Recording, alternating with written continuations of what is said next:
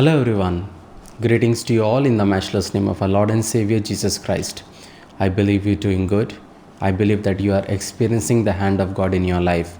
Welcome to another episode of Prophetic Time.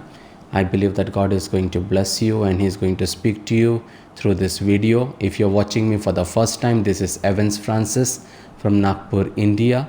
I'm an evangelist into full-time ministry from last 14 years. And I believe the series on Holy Spirit has blessed you. And if you haven't watched the series, just you can go and search it on a playlist in my channel and you can be blessed by it. And I believe that these videos are helping you to grow more in the Lord.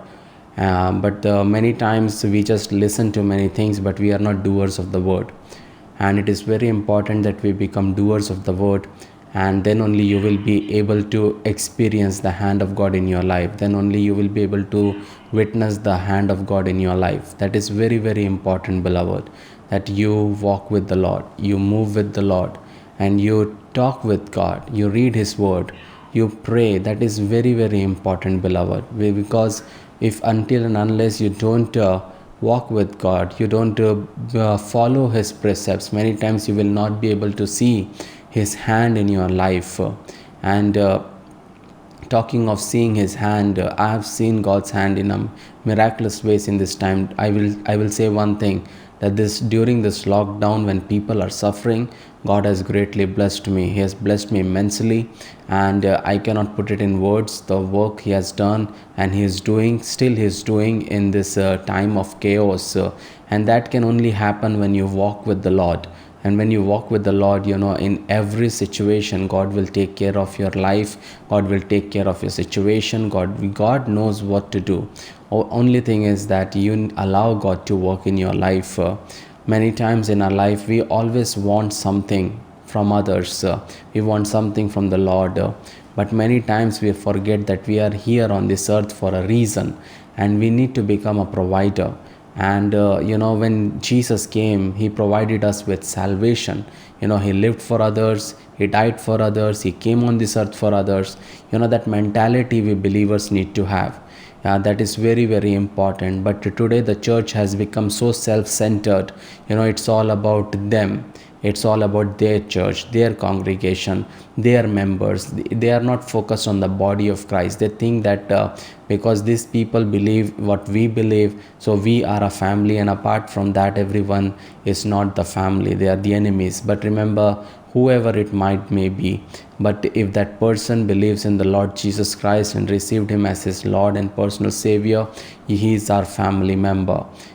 Maybe not our blood relationship, but in Christ. So it is very important that you learn to become sensitive to the needs of other believers. That is very, very important. So without wasting a lot of time, let us pray and dive into the Word of God.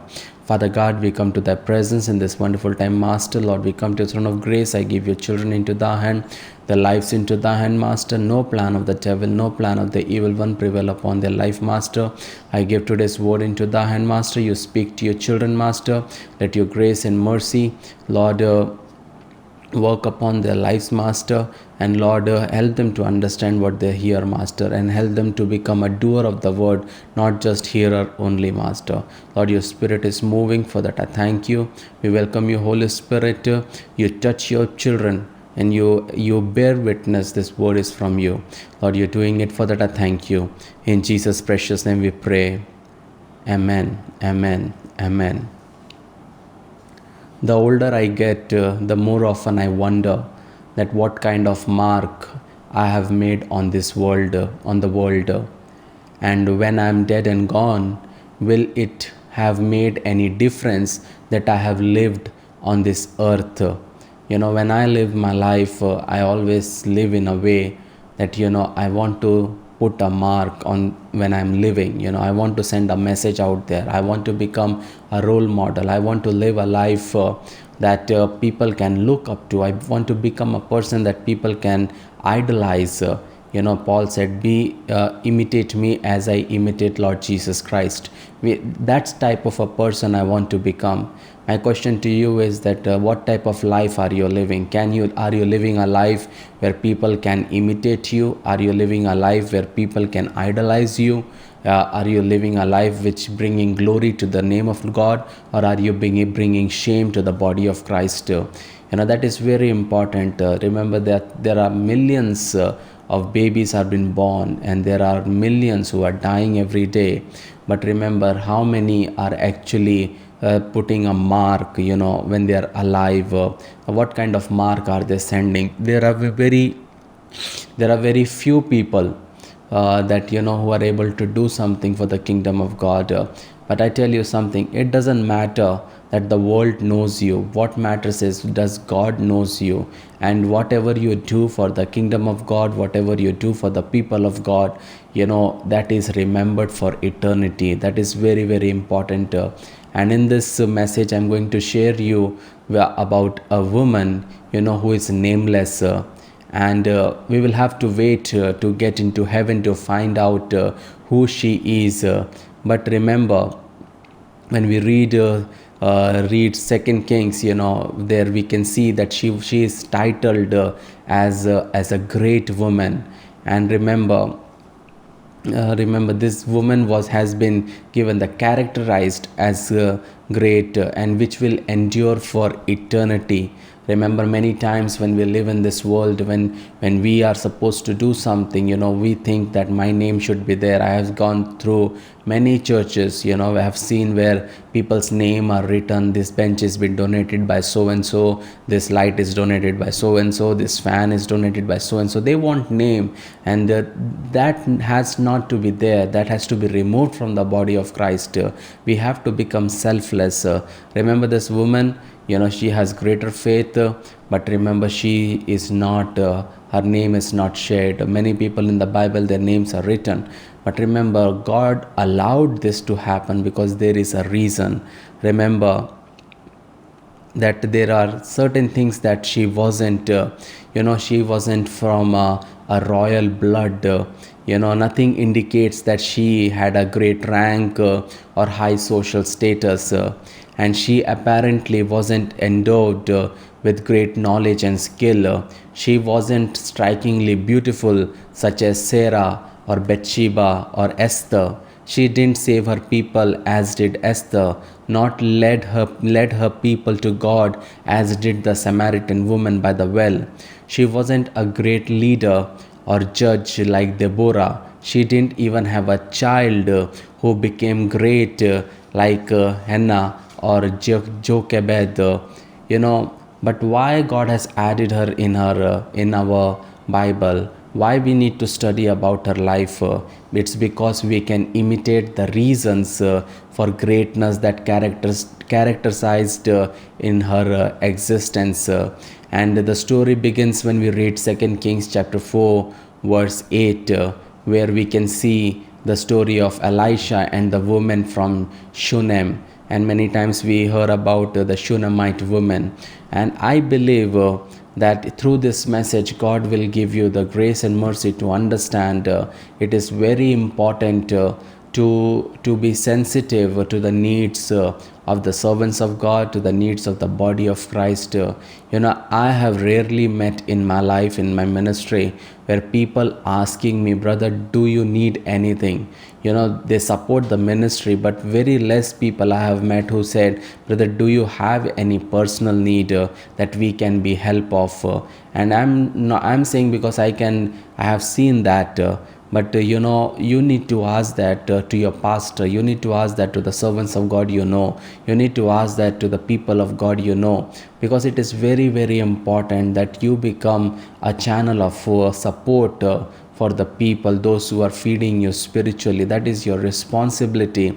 I remember when we were in Indore, and my father and mother, we all staying there, and we used to go to a church. So there was a brother, I will say uncle, and there was an uncle. What he will do is that he will come to the house directly, and he will first say blessings. He will say praise the Lord, and then directly he will go to the kitchen. And what he will do, he will open all the jars, and he will say, is there any rice there left, is there flour? He will see everything, and then he will go out, he will purchase all the things and bless us with the groceries. That type of attitude we believe believers need to have. That these people are rare to find, who are sensitive to the needs of other, and who are sensitive to the care they need to give to the others who are lacking. They are not sensitive at all. Everybody is focused about I, me, and my family. But selfishness doesn't come from the Lord. Our heart should filled with compassion when it comes to do something for the kingdom of God. That is very, very important. When we read 2 Kings chapter 4 verses 8, it says, one day Elisha went to the town of Shunem, a wealthy, in some translation it is written wealthy, in some translation it is written notable, and some translation it is written great, and in some it is well-to-do woman lived there, and she urged him to come to her home for a meal. After that, whenever he passed that way, he would stop there for something to eat. Remember, here you can see that Elisha is traveling through a little town called Shunem, and this was his job. He was a traveling preacher going from town to town proclaiming God's will. And we also have people like them in today's time. We call them guest speakers. And this woman, for whatever reason, was willing to keep the preacher. It is very important that you become sensitive to the Holy Spirit. This woman is not an Israelite, but when she saw Elisha, she saw an opportunity. She saw a man who is walking with God. She could sense that something is different. Remember, we need to become very cautious when we live in this world.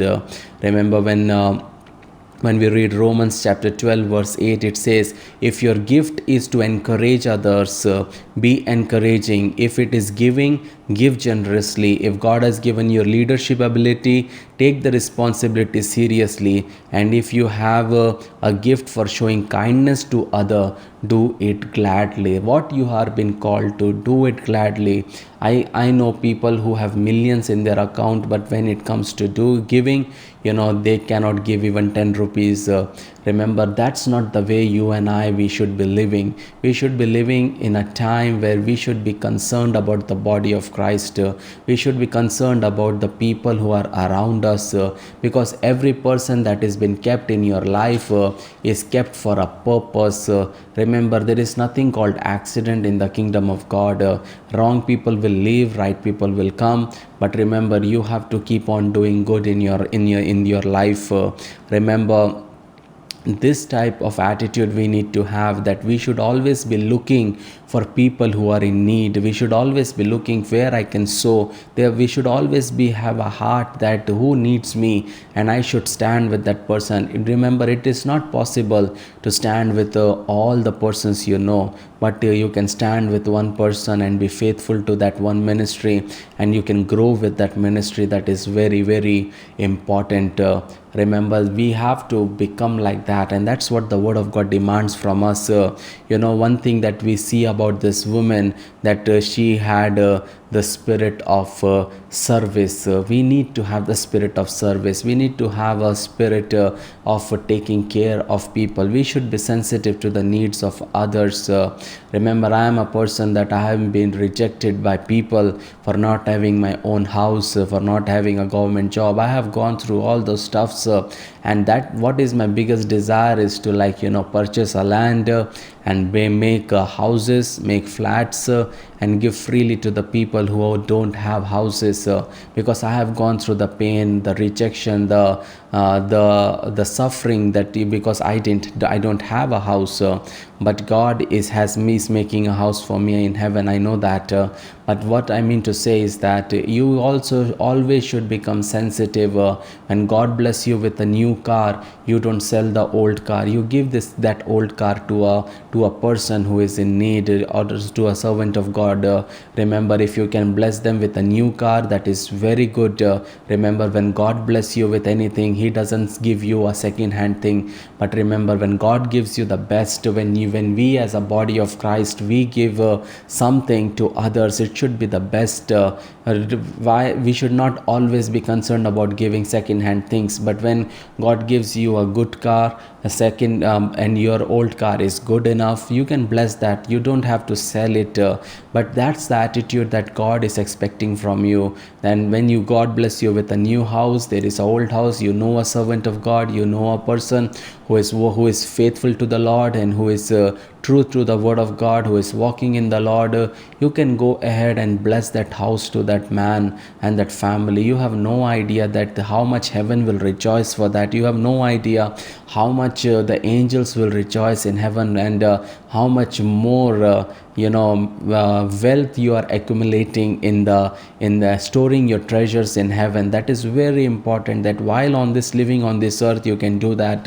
After going to heaven, there is no point. You cannot sell anything, you cannot give anything there. Now is the time that you become serious about giving. That is very, very important. When we read the 2 Kings chapter 4 verses 9 and 10, it says, she said to her husband, I'm sure this man who stops in from time to time is a holy man of God. Let's build a small room for him on the roof and furnish it with a bed, a table, a chair, and a lamp.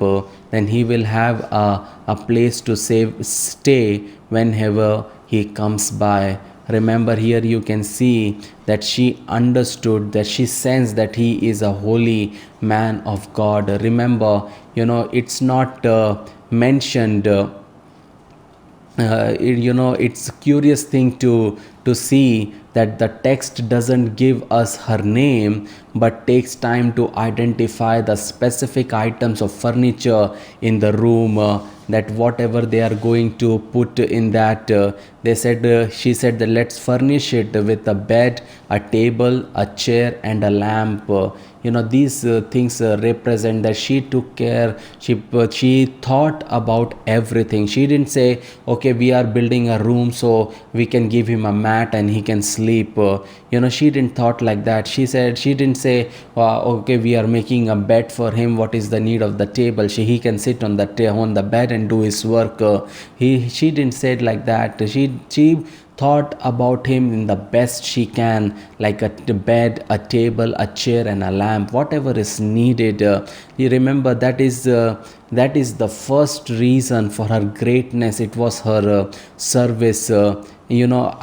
I think we often struggle today with service, because we think that it has to be something great act. But if it's not something great or something newsworthy deed, we think that it's not worth of doing it. Remember, in the kingdom of God, whatever you do, whatever the smallest thing you do will be remembered for eternity. Do not think that word of God says, do not become tired of doing good deeds. In due time you will reap your blessing. That is very, very important, that you should not get tired of doing good things. You will say, I have taken care of one person, that is more than enough. But if you can squeeze and support another person, that is very good. Remember, you need to have that attitude of service. You need to learn to become a provider for families. That is very, very important. And then you see how God works in your life. There are certain things that God has done in my life in this last days that I cannot share it publicly, because people won't be able to understand that how God worked.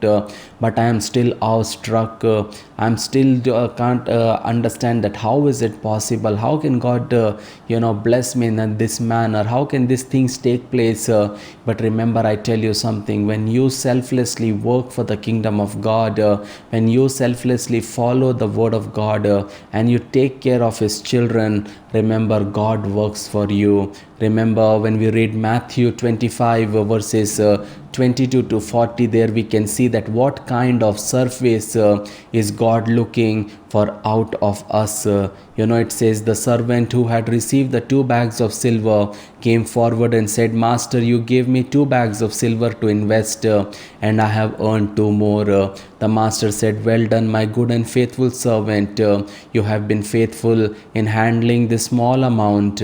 Now I will give give you many more responsibilities.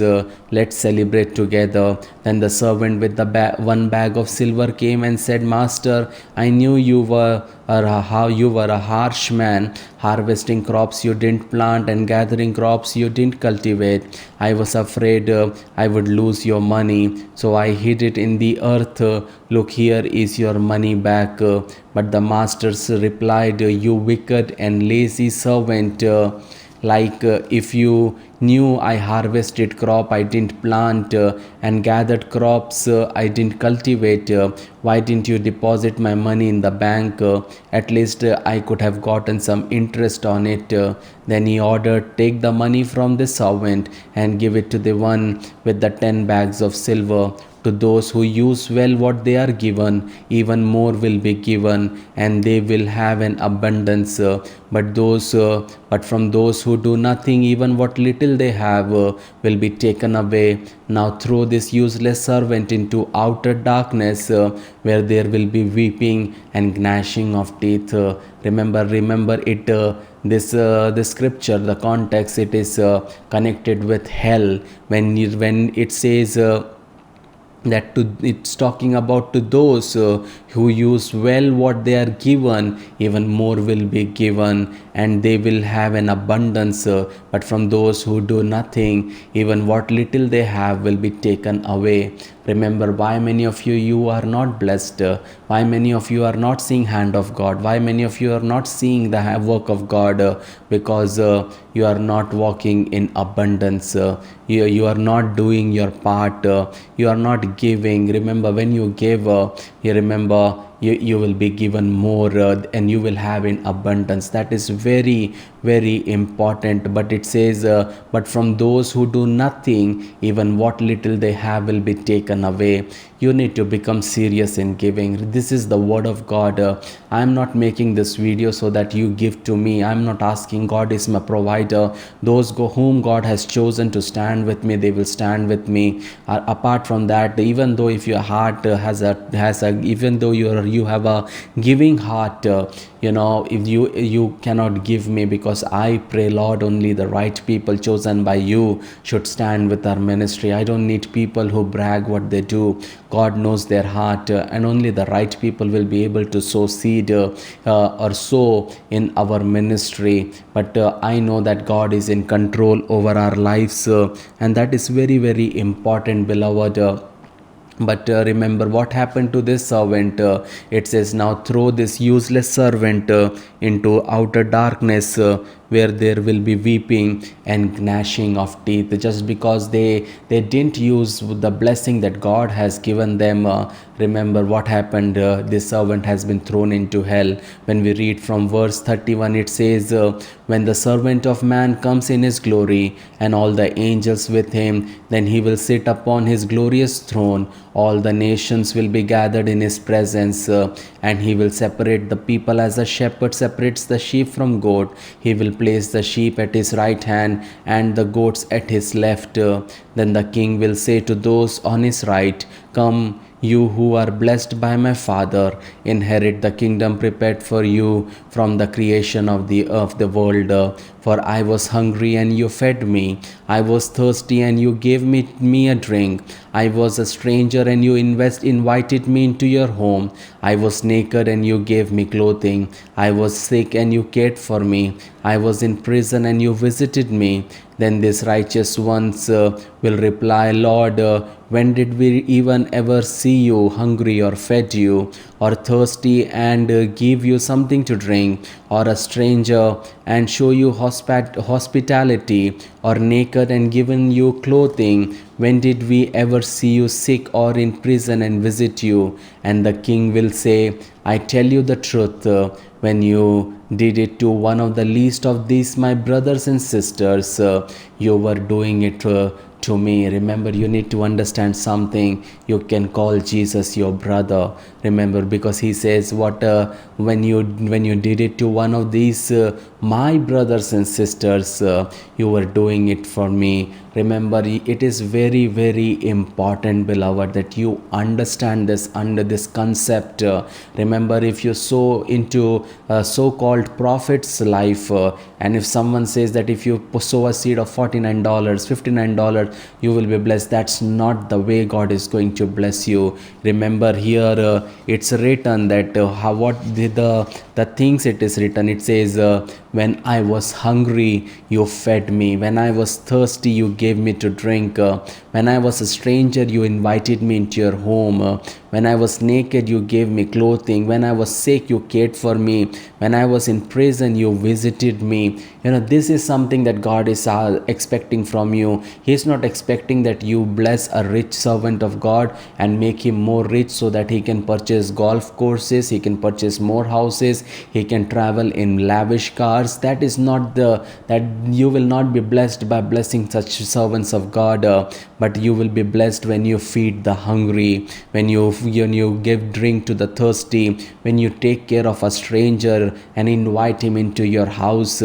When someone is naked on the road, you go and purchase clothes and you give them. When somebody is sick, you take care of them. And when you are in prison, you visit them. Remember, that is very, very important. These are the things that Word of God expects from us to do for the kingdom of God.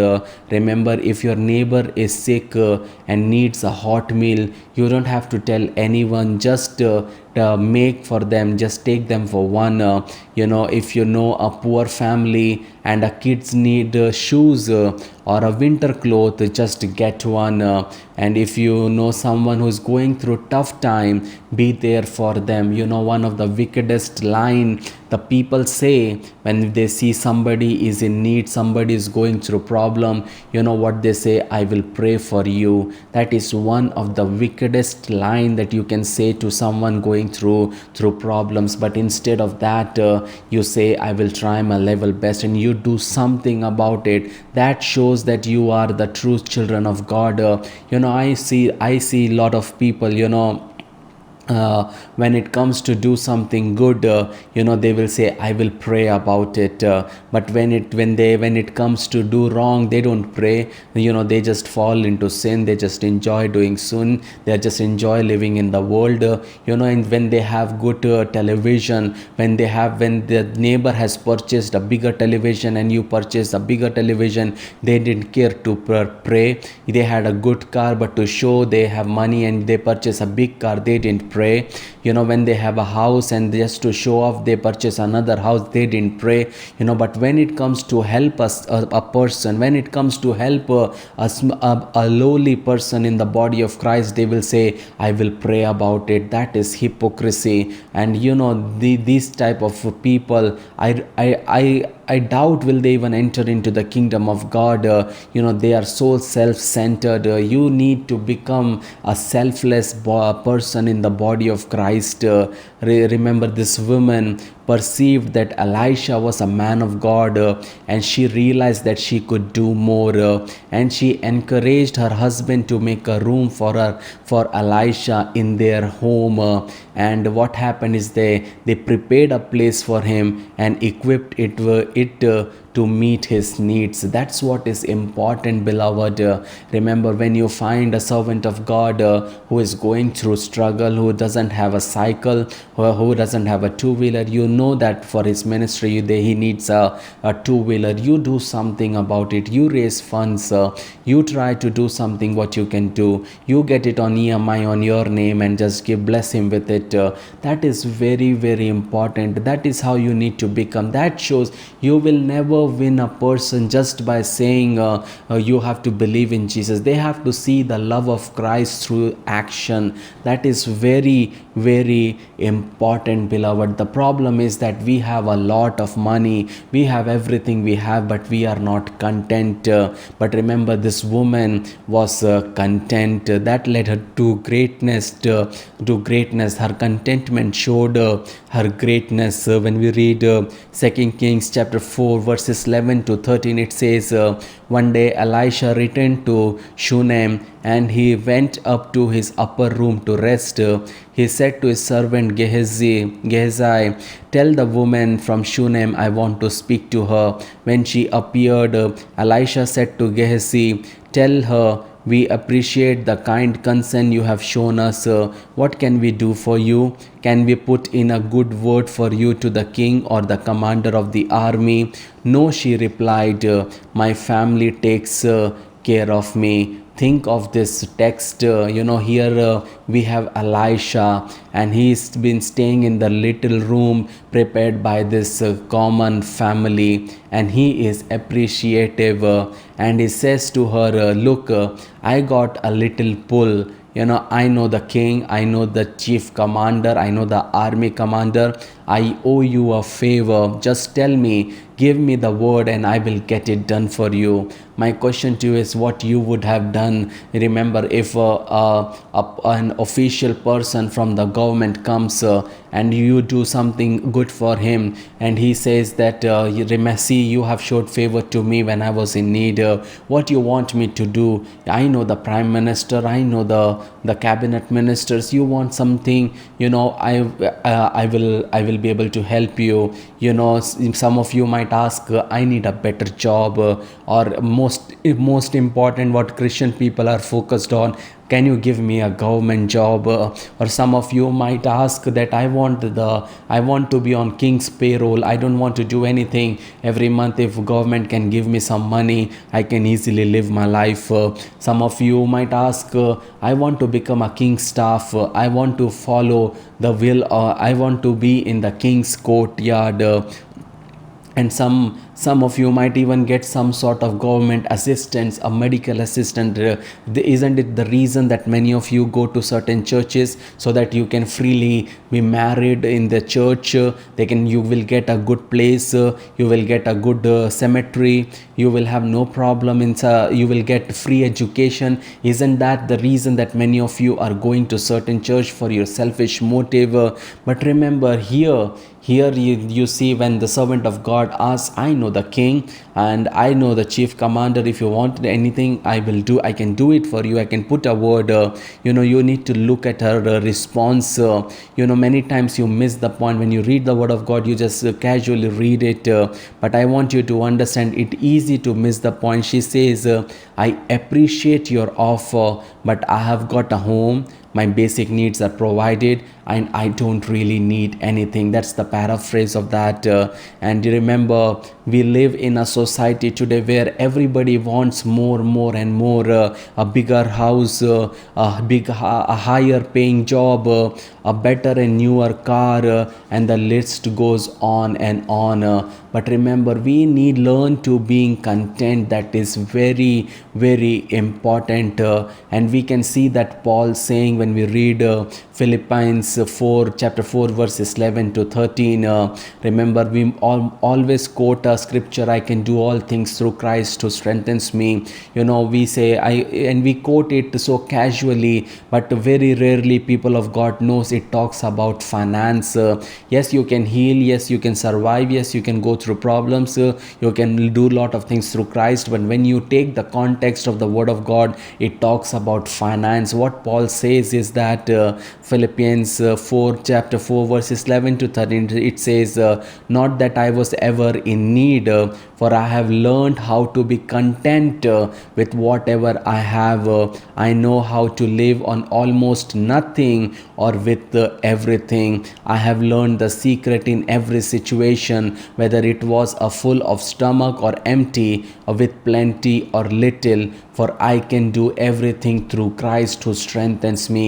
He's talking about finance. He's not talking about healing the sick, delivering the people. But yes, we can do all those things through Christ. But the context is, it talks about finance. Remember that is the secret of being content. That it should be our perspective. It's not how much money you have in the bank, how big your car is, how big your house is. It has nothing to do with what you have. Remember, no matter what you have, most people will always be discontent. They always want more and more. Remember, here you can see that Elisha benefited greatly from her service, and her service was genuine. And some will serve, but they will serve only in order to receive something in return. I can say, because I'm in ministry, there are very less number of people, who message me without any selfish motives. And the moment I receive a message, they will say, hello brother, how are you doing after 3 years, after 4 years? My next question is, tell me your prayer request, because I know that they remember me because they are going through some hard times, and they have a selfish motive, but I pray for them. That is my job to do. But remember, we know that who is genuine and who is not. This woman was genuine. She was not expecting anything in return. And remember, that is how we need to work. I always tell people in our church, that bless those who cannot bless you back, give to those who cannot give you back, take care of people who cannot take care of you. That is very, very important. When we read 2 Kings chapter 4 verses 14 to 26, it says, later Elisha asked Gehazi, what can we do for her? Gehazi replied, she doesn't have a son and her husband is an old man. Call her back again. Elisha told him. When the woman returned, Elisha said to her as she stood in the doorway, next year at this time you will be holding a son in your arms. No, my lord, she cried. O man of God, don't deceive me and get my hopes up like that. But sure enough, the woman soon became pregnant, and at that time the following year she had a son, just as Elisha had said. One day when her child was older and she went out to help his father, who was working in the harvesters, suddenly he cried out, my head hurts, head hurts. His father said to one of the servants, carry him home to his mother. So the servant took him home and his mother held him on her lap. But around noontime he died.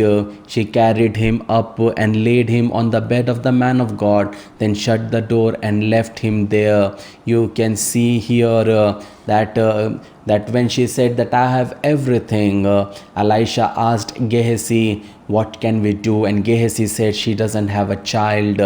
And Elisha called her again and he said, the next year at this time you will be having a son and you will hold him in your arm. Remember again what she said, no my lord, she cried, don't deceive me and get my hopes up like that. Just imagine, she was barren, she was without a child, and when this Elisha said, what can I do for you? She could have easily said, can you pray for me that I should have a son, or I should have a baby? Isn't there like that way that we live in this world? The moment we have trouble, we call here and there and we expect that somebody will pray and I will have a child, somebody will do. But remember, here you can see the sovereignty of God. God was about to bless her, whether she likes it or not. That's the attitude we need to have. Many times when we bless someone, when we take care of someone, we expect them to salute us all the time. When we go, we expect them to feed us every time. We expect them to do something special for us. Why? Because you're taking care of rent, or you're supporting the children's fee, or you are blessing them with someone in the church. But that is not the way you should live. Remember this woman here, why she is called great in the word of God. It's because even though she had the opportunity that she can name it and she would have it, because she was sitting in front of the prophet of God, she said, God is helpful and God is able and God is taking good care of me. I am with my family. But remember, what happens is that remember, she was blessed with a boy, and one day that boy died. And remember what she did. You cannot see there that she was in tears and crying out, and she knew that tears would not bring her son back to life. She knew that God had given her the child, and only by his power would he receive life again. Just see the attitude. It says that his mother held him on her lap, but around noontime he died. She carried him up and laid him on the bed of the man of God, then shut the door and left him there. Remember, if somebody else would have been there, she would have started crying and she would have called her husband, and then she would have prepared for the burial. But look at the faith of this woman. When we read Hebrews 11, it list of men and women of faith who trusted God despite the odd. And it states in Hebrew chapter 11 verse 35, it says, women received their loved ones back again from death. Remember, we have only two women in the Old Testament that received back their dead, and one, the widow of Zarephath that Elijah stayed with, and the Shunammite woman. And Hebrews 11 recognizes them as women of faith in God. Remember, it's like Job, who refused to curse God and refused to curse God and die as his wife suggested, but said, "Shall we accept good from God and not trouble?" Remember, that's the attitude that God is expecting you to have in your life. You keep on doing good, you keep on blessing people, you keep on taking care. That is very, very important in our life. Do not get weary in doing good for people who are less fortunate. That is very important, beloved. Remember, what happened is that she sent a message to her husband, sent one of the servants and a donkey so that I can hurry to the man of God and come right back. Why go today, he asked. It is neither a new moon festival or a Sabbath. But she said, it will be well, it will be all right. She sandaled the donkey and said to the servant, hurry, don't slow down unless I tell you to. As she approached the man of God at Mount Carmel, Elisha saw her in the distance. He said to Gehazi, look, the woman from Shunem is coming. Run out to meet her and ask her, is everything all right with you, your husband and your child? Yes, the woman replied Gehazi, everything is fine. Just imagine the faith. The husband is saying, why are you going? What happened? She said, everything is all right. It will be all right. Everything is fine. When she goes to meet the prophet at Mount Carmel, the amazing thing is she knew where to find him. That's something is amazing, that you know what to do in your life. And even the reason many of you don't understand the will of God, because you don't have the Holy Spirit. You don't know the Word of God. When your heart is filled with the Word of God, when you're filled with the Holy Spirit, your life become crystal clear. You have no doubt what to do. God will lead you and guide you. Second thing, when Elisha sent Gehazi to ask, is everything all right? Again, this woman said to Gehazi, everything is fine. Remember, she said that everything is all right to her husband. And remember, was everything all right? By no means. But she knew that the boy was dead, and a son that she didn't ask for, a son she had grown to love, her only son who died in her arms. Remember, that son she didn't ask for, but God gave him. And remember, her husband is talking like it's sort of, why do you want to go to a church today? It's not Sunday kind of a thing, that why you are going, it's not Sabbath.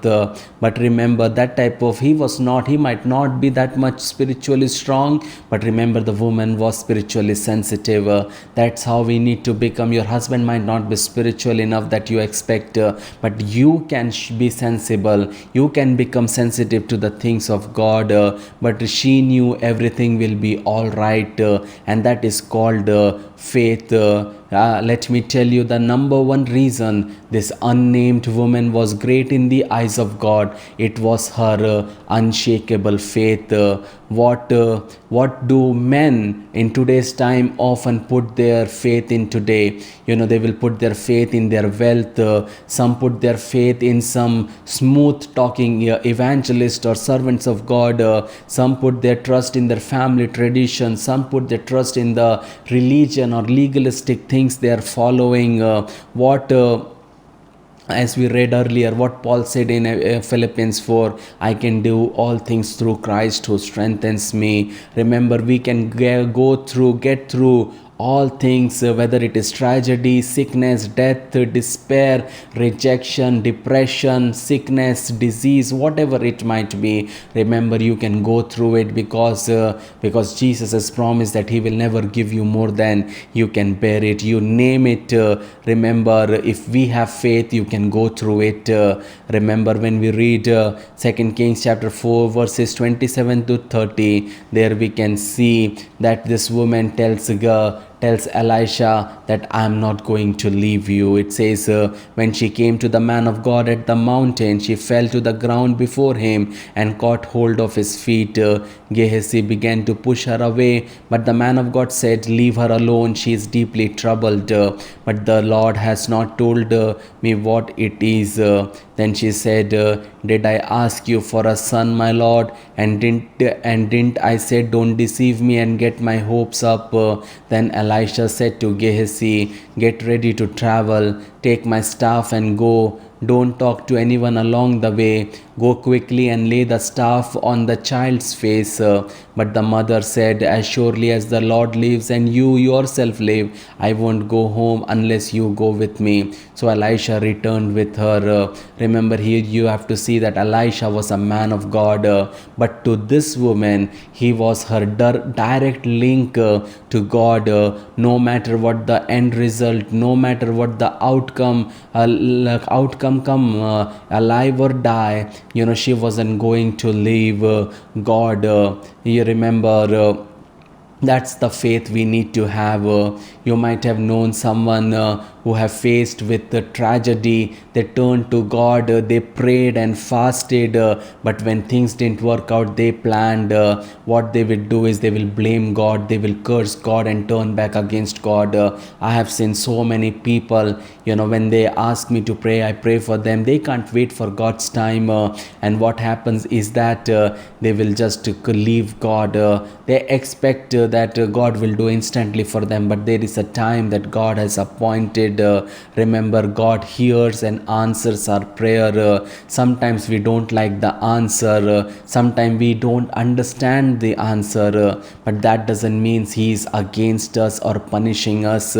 Remember, his will, he is always willing for a greater, his will is always for a greater purpose, and it's often hard for us to see. Remember, no matter the outcome, no matter how things turn out for us in certain situation, we have got to tell God that I will not leave you. We have to tell God that I will not leave you. That is very, very important, that you have to tell God, whatever situation might be, whether you'd lead me or not, I will wait for you. Remember, that is very, very important, that God, I am not going to leave you, I am not going to abandon you, I am going to keep on trusting you, I am going to keep on believing in you, I am going to keep on following you, because I have decided to follow Jesus. There is no turning back, and there is no turning back. That is the attitude you need to have with the Lord. That is the attitude you have to walk with the Lord. That you always say, I will never leave you. Job said, even though he slays me, I will not speak against him. We need that attitude in our life. Even though you may not be able to see the hand of God work the way you desire, doesn't mean that he's not working. I always tell that God is working behind the scene. He is always working for your life. All you have to do is trust in him, believe in him, hope in him, and allow God to work in your life, and God will do the rest. Remember, when we read 2 Kings chapter 4 verses 31 to 37, there we can see that Gehazi hurried on ahead and laid the staff on the child's face, but nothing happened. There was no sign of life. He returned to meet Elisha and told him, the child is still dead.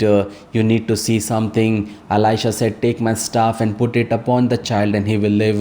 But remember, here the staff was powerless because it was in the hand of Gehazi. Remember, the power of God wasn't on a piece of wood, but it was upon the man of God. Today, when we live in this time, many are trusting in the powerless staff today and to bring them life, but life can only come through the power of God. You might purchase how many anointing oils you can purchase. You can purchase handkerchiefs, you can purchase things, but I tell you something, you will never experience the power of God, the deliverance from God from that. Only thing is, the real power comes through from God alone, and you need to allow God to work in your life. Remember, God is an omnipotent God and an omnipresent God. Remember, you don't have to act like a pagan to be healed. If God has to heal you, you come on your knees and he can heal you right now, right where you are sitting.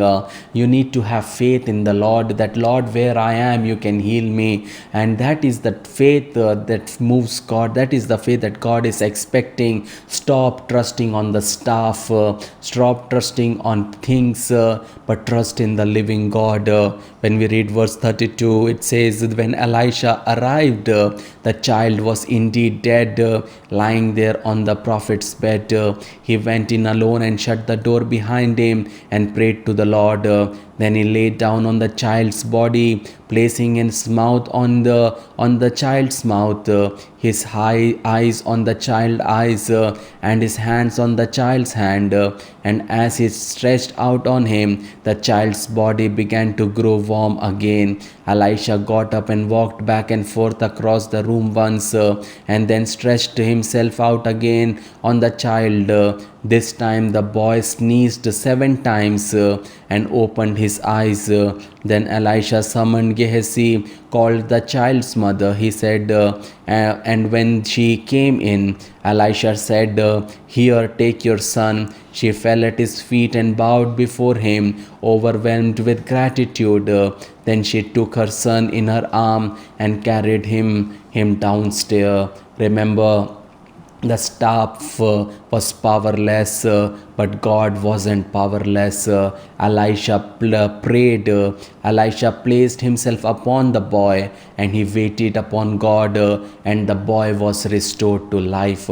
It is very important, people. It is very important, beloved, that you pray and you place yourself in the situation you are. Remember, you have to be in the presence of the Lord all the time. And then Elisha waited upon God. You have to learn to wait, whether it may take 6 months, 6 years, 60 years, but you need to learn to wait. Many miracles that I have witnessed in my life, it didn't happen instantly. I wrote songs when I was in 7th standard. I wrote book when I was in 20s, in 21, 20. My song was released when I was 24 or 25. My book got released when I was 20. It takes time. It takes time. It takes years. Remember, things don't happen instantly. Some might take instantly, some might take time, but you need to learn to wait upon the Lord for everything. And then only, as the Elisha saw, as the Gehazi witnessed, and the mother saw, the boy was restored to life. That will only happen when you trust in the Lord completely. You keep on waiting upon him. You keep on trusting in him. I tell you, when you have faith that you can remove the mountains, there is no situations that is big enough that you cannot change. Remember, if you want your life to count for something, you don't have to do something great and have a street, a building named after you. You don't have to invent some great great device in the world that the world cannot do without it. You don't have to make tons of money to live in the biggest house and drive the fanciest car. Remember, you don't have to do something to show the world, do something that your city will be named after you, or your society will be named after you. But remember what you do to be the great as a child of God. Perform little act of service that the world never notices. You go through life with the spirit of contentment. Remember, that is very, very important. You do small things. I always say one thing: everybody wants to do big things for the kingdom of God, but I want to do small things for the kingdom of God, because small things matter, beloved. Small things matter. Every day of your life, you don't make huge decisions. You making huge decisions, that happens very few in lifetime, but every day the small decision you take, that will determine your eternity, that will determine your faith, that will determine from your life. That is very, very important, beloved. Remember, you have a faith such that no matter what happens to you and your family, you can say everything is all right. No matter the outcome, you never leave God. That's what is important in your life. In every situation, you say everything is all right. In every situation, you say that God is working. Remember, you need to know one thing: you cannot make God move in your life, but you can make room for Him to move. That is very, very important. You cannot force God to do in your time, but you can make room for Him to move. You allow Him to work in your life. Remember, the blessing of God is only found in the place of our weaknesses.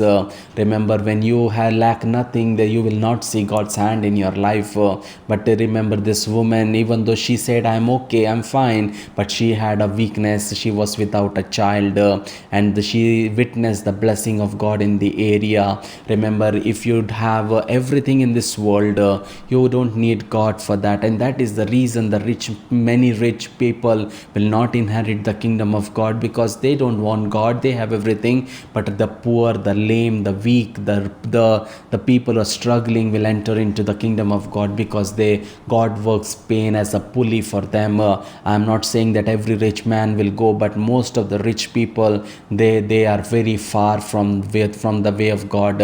Remember, because they don't need God, they have the money in their account, and they can live on the interest they are getting from the bank. But remember, we need to become a person that we shouldn't be manipulating God, but we keep on trusting in Him. Remember, this woman got an opportunity to manipulate. She got an opportunity where she can say, I want this to happen. But remember, what happened is that she trusted God for everything, and in God's time, everything will take place. Remember, the blessing of the gospel are taken only through persistence. You want to witness God's blessing in your life, it is very, very important that you are persistently praying about it. You are persistent in your faith, and you move with God.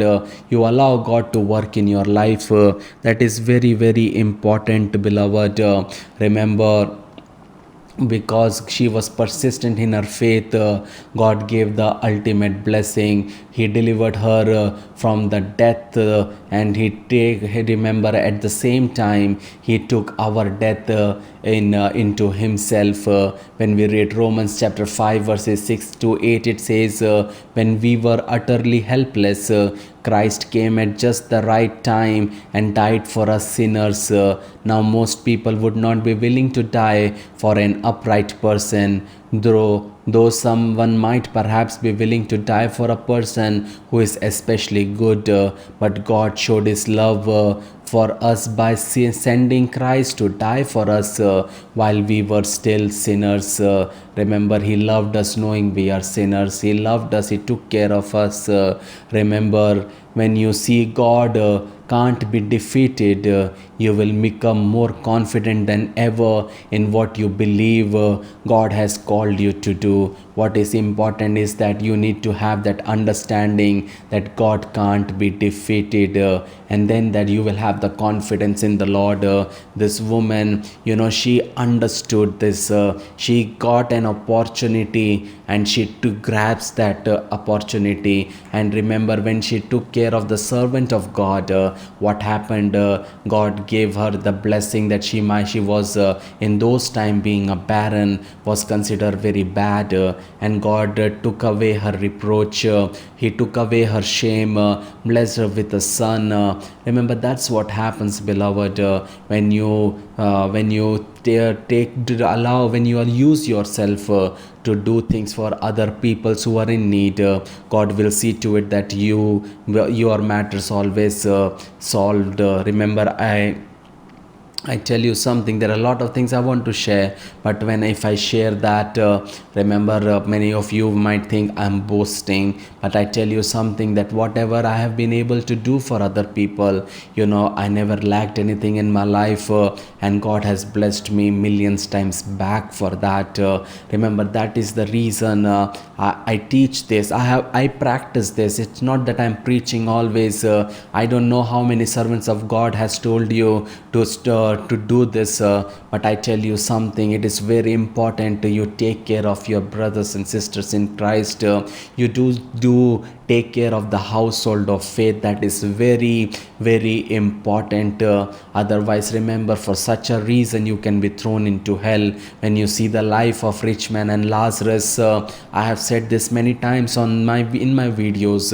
Nowhere it says that the rich man was a adulterer, the rich man was a drunkard, the rich man was living an immoral life. The rich man was also a Jewish, and the Lazarus was also Jewish. But the only thing was that rich man had the money, but the old man didn't had the money. The Lazarus didn't have the money, and God kept Lazarus in his life as a test. There might be many Lazarus in front of you, but you are ignoring them. But it is time that God wants me to tell you, become serious about the Lazaruses in your life, or you might end up in hell like the rich man. Don't exploit the grace and mercy of God.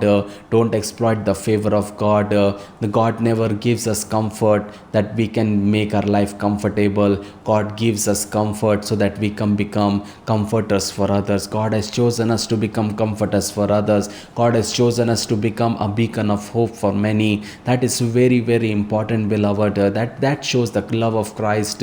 You cannot win your neighbor by just telling about Jesus. You have to show in character, you have to show in attitude, you have to show that in action. Faith without action is dead. You need to show it in action. For that, you have to do something. You have to keep on asking, is everything okay? How are you doing? You cannot live a secluded life and expect you can win your neighbor. You have to talk to them to win them. It is very, very important. That's the message that God asked me to share with you, that becoming a provider. Provide for someone. You cannot feed 1,000, I cannot feed 1,000, but we can feed one. We cannot take care of thousands of servants of God, we can take care of one. Be active in doing something for the household of faith. That's the message God asked me to give you. Let us pray. Father God, we come to thy presence in this wonderful time, Master. Lord, we come to your throne of grace. Thank you for all the good things you have done in our life, Master. Thank you for always being with us, taking care of us, providing all our needs according to your riches and glory. Even though we are not faithful towards you many times, but you are always faithful towards us. For that we thank you, Abba. I give your children into thy hands, their lives into thy hands, Master. And Lord, for the purpose you have created them, let that purpose come to pass, Master. No plan of the devil, no plan of the evil one prevail upon their life, Master. I curse that spirit of infirmity, command it in the name of Jesus. Jesus to live their lives right now in the name of Jesus. I decree and declare, let destiny help us to locate them, Master. As you have connected the Shunammite woman for Elisha, Master, Lord, may the destiny help us locate them, Master. I decree and declare that may they become a destiny helper for someone's life, Master. May they become a beacon of hope for someone's life, Master. May they become a source of blessing for people out there, for specifically for the household of faith, Master. Lord, you're doing it for that. I thank you. No power of the devil, no work of the devil prevail against their life, Master. I bless them, Master. I set them free, Master. Lord, may your hand of power, provision, and protection be upon their life, Master. I cancel all the loads upon their life in the name of Jesus. Every issue in the visa be rectified in the name of Jesus, Master. Let your name be glorified in their life, Master. Let your name be lifted high in their life, Master. May you receive all the glory and honor through their life, Master. Lord, the blessings that you have given them, Lord, give them the heart to share those blessings with your children, Master. Lord, give them that an understanding that they are sojourners in this world. Give them the understanding that they are here in this world for a short time, for a short period. Lord, give them the understanding that they have to do something for the kingdom of God, Master, and use them for your kingdom's glory, Master. You know the desires of their heart, Master. You know the struggles of they are going through, Master. You know the pain they are going through. You know the suffering they are going through, Master. As you have worked for this Shunammite woman, Master, I pray that you work for them, Master. Every prayer request they have, every trials they go through, every struggle they go through, every temptation they are going through, open a way, Master, for them, Master. Lord, you're doing it for that. I thank you, Master. Heal them, Master. Every sort of sickness, every pain, every sickness in the veins be healed in the name of Jesus. Every joint pains be healed in the name of Jesus. I curse that prostate cancer, command it in the name of Jesus to live their lives right now in the name of Jesus. I curse that sickness in the eyes be healed in the name of Jesus. I command it to be healed in the name of Jesus. No plan of the devil, no plan of the evil one prevail upon their life, Master. Lord, you're doing it for that. I thank you. Every closed doors be opened in the name of Jesus. Every doors that they have opened for the devil to enter into their lives be closed in the name of Jesus. Every wrong connections be removed in the name of Jesus. Every wrong people be removed from their lives, Master. May the destiny helpers locate them, Master. May the right people enter into their life. Every Barabbas be removed from their life, and every Barnabas be entered into their life, Master. Lord, you're doing it for that. I thank you, Master. You increase, we decrease through our life, let alone your name be glorified.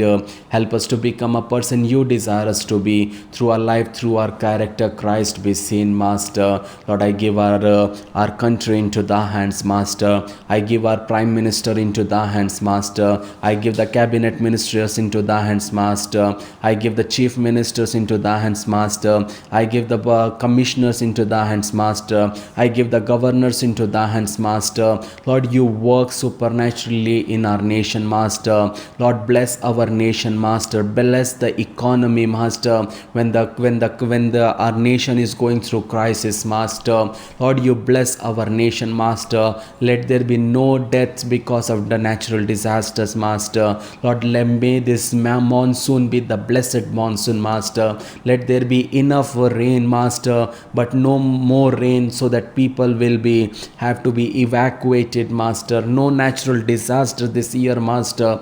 Deliver your children from coronavirus. Deliver your children from COVID-19. Deliver your children from all sickness and disease, Master. May your hand of power, provision, and protection be upon their life, Master. Expose false prophets, Master. Expose the wolves in sheep's clothing, Master.